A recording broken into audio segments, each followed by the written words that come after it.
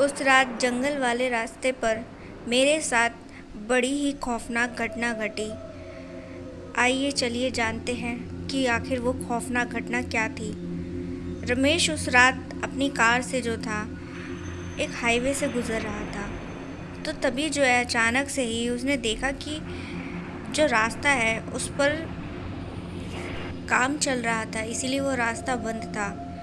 लेकिन तभी जो है उसने देखा कि वहाँ पर एक शॉर्टकट है जिस रास्ते से वो आगे जाकर हाईवे से जुड़ सकता है। तो यहाँ पर जो था उस शॉर्टकट को लेकर जो था रमेश उस रास्ते से जा रहा था। तभी अचानक से ही उसके सामने जो था एक बड़ा सा पेड़ आकर गिर गया।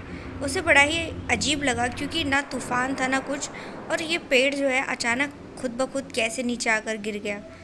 तो अब प्रॉब्लम ये हुई कि उस पेड़ के चलते जो था रमेश अपनी कार को आगे नहीं लेके जा सकता था। तो इसी सब के चलते वो अपनी कार से उतरा। उसे लगा कि हो सकता है वो उस पेड़ को हटा दे, लेकिन उसने देखा कि वो पेड़ जो था बहुत ज़्यादा बड़ा था और वो खुद अकेला उस पेड़ को नहीं हटा सकता था। तभी अचानक से ही वो जब ये सब सोच रहा था तो उसके कंधे पर पीछे से एक हाथ आया। तो उसने एकदम से चौंक कर देखा तो पाया कि एक हट्टा कट्टा आदमी जो है उसके पीछे खड़ा था। और वो आदमी जो था रमेश से कहता है, क्या बात है भाई, यहाँ इस रास्ते पर क्या कर रहे हो? तो इस पर रमेश ने कहा, भाई देख तो सकते ही हो, मुझे आगे जाना था लेकिन ये पेड़ न जाने कैसे गिर गया। तो उस आदमी ने कहा, अरे चिंता क्यों करते हो, चलो मैं तुम्हारी मदद कराता हूँ। तो रमेश ने कहा, लेकिन पेड़ बहुत बड़ा है। तो उस आदमी ने कहा, अरे भाई तू साइड हट जा, मैं अकेले ही इसे उठा दूँगा। रमेश जो था वो साइड हट गया और तभी अचानक से ही उसने देखा कि वो जो आदमी था अपने एक ही हाथ से उसने वो इतना विशाल पेड़ जो था साइड में जाकर गिरा दिया। तो ये सब देख उसे बड़ी हैरानी हुई। उसे अपनी आंखों पर ज़रा भी यकीन नहीं हो रहा था कि भाई एक आदमी के लिए इतने बड़े पेड़ को हटाना कोई आसान बात नहीं है। माना कि वो आदमी हट्टा कट्टा है, लेकिन इतना बड़ा पेड़ वो भी एक हाथ से। तो वो उस आदमी के पास जाकर बोलता है, भाई तेरे अंदर तो बहुत ताकत है। तो इस पर उस आदमी ने कहा, होगी क्यों नहीं, मैं जिन जो हूँ। तो ये बात सुनकर जो था उस आदमी की एकदम से ही रमेश की तो आंखें फट गई।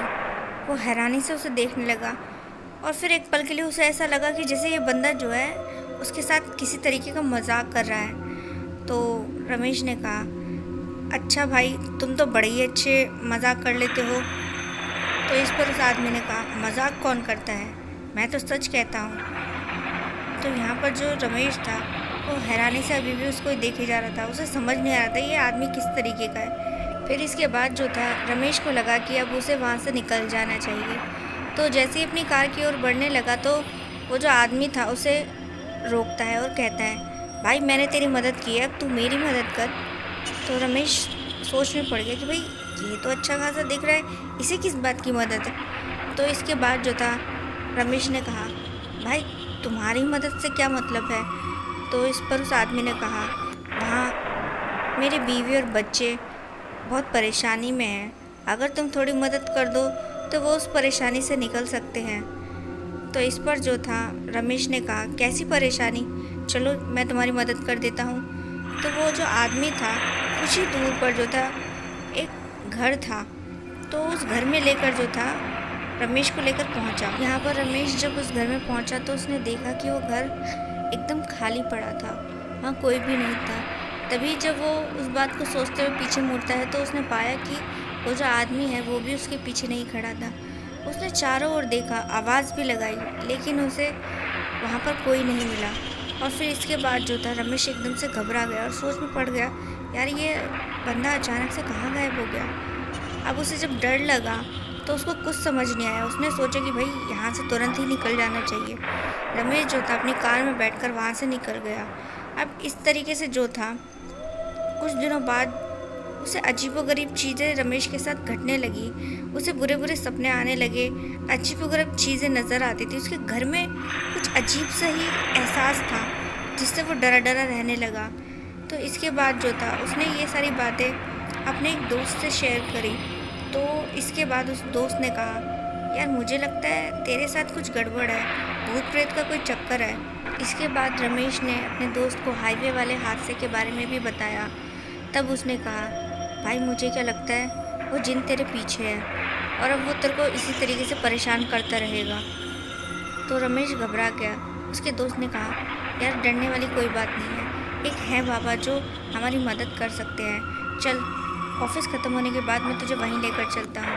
अब रात के वक्त जैसे ही ऑफिस ख़त्म हुआ तो ये दोनों रमेश की कार में जो था उस बाबा के घर पहुँचे। तो वो बाबा जो था उन्होंने देखकर कहा, हाँ तुम्हारे पीछे एक जिन पड़ा है।